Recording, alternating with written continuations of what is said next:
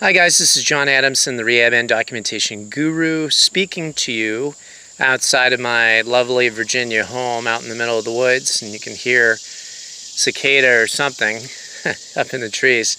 Anyway, I wanted to answer with this video a common question that I get. Pretty much every single speaking tour that I go on, at least one person comes up to me and says, John, how do you get into presenting continuing education courses? What would you recommend I do? And so here's my basic journey in a nutshell, and so I want you to think about how that might apply to you.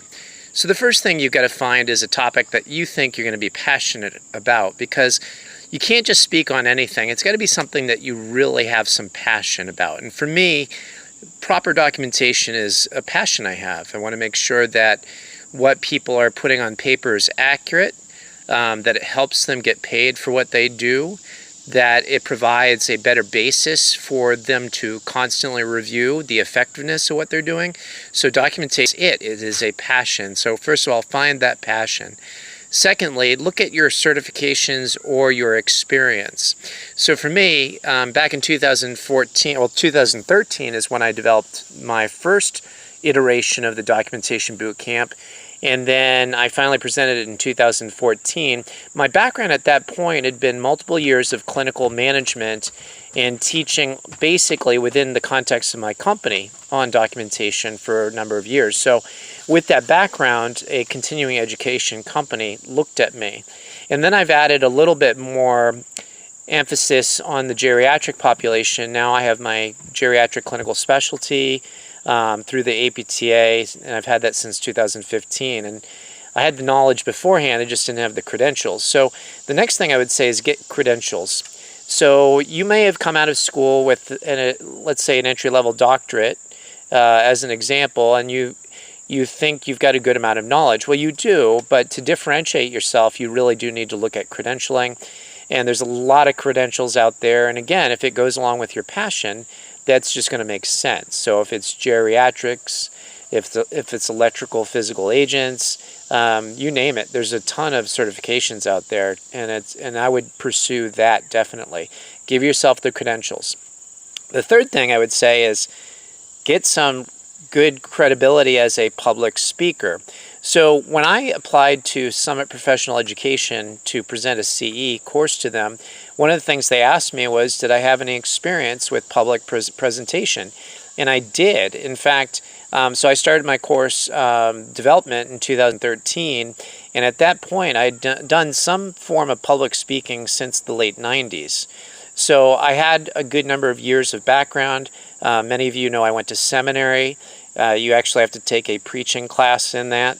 And also I had been a member and past president of a local chapter of gosh, I just blanked on it, Toastmasters.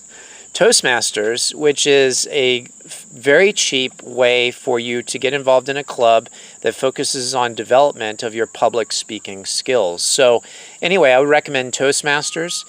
Get a little bit of public speaking under your belt. Speak on various topics.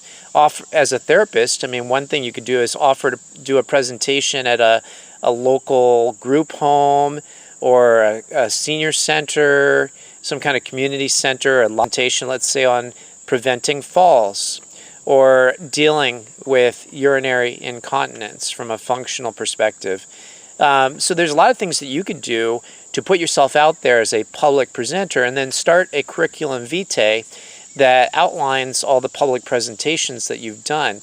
Not only will that experience show up good on your CV when you're presenting yourself as a potential course presenter, but also it'll give you some practical experience in getting up in front of a group.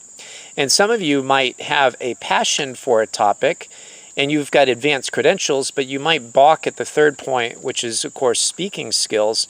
And you might say, well, I'm really an introvert. I don't like to be up in front of groups. And of course, we know that public speaking ranks right up there as one of the greatest fears besides dying. So with that said, I would encourage you, as an introvert myself, believe it or not, I am introverted. I mean, I like to recharge with quiet time. I don't mind being part of a public sphere, and I feel compelled to say stuff, but I do have very strong introverted tendencies. So It's estimated that a lot of the great speakers, public speakers out there, about 50% are introverts. So just because you're an introvert does not mean you can't be a good public speaker. And so you can learn to overcome that. And some introverts actually, they don't do well in like a crowd situation where you have like a group of people and they're all interacting, but they might be good one-on-one and in front of large crowds. And that's kind of you would think that doesn't make sense, but it does actually work that way for some people. So anyway, that would be my recipe for a 3-point attack. And then fourth piece I would really do is think about contacting local, or I should say national, continuing education companies. So for Summit, I've asked them in the past what are they looking for a course, and I've got an idea right now, which they're not super keen on, but they have a list of, because of responses for the surveys they've done for participants, of courses people are looking for. And if they happen to have no courses in that area, that they make that list available to speakers and say, hey, we need a course in this area. Like, for example, they wanted an ethics course, a 1 credit hour ethics course. They had a 2 and a 4, and so they approached me about whether I was interested. So I developed a 1 credit hour ethics, because ethics is something I have a concern about and I'm interested in. So anyway, those would be basically the things I would do. Make sure you have a passion about an area. Work on advanced credentialing. Work on your public speaking, because, folks, your presentation in front of a live audience, 75% of it is about entertainment. I mean, you've got to have the 25% didactic knowledge to make a good presentation, but a lot of it just boils down to your public presentation skills. And then lastly, check with continuing education companies about what they need for courses. Anyway, I hope you found this helpful. I hope that if you do have these elements in your life and you've got a passion for a topic, go for it. You don't know how you'll do until you actually try it. And so many people spend their lives as only consumers rather than producers. And I did a lot of time as a consumer only, and I'm thankful I finally got into the production side of things, because it's really opened up other doors for me.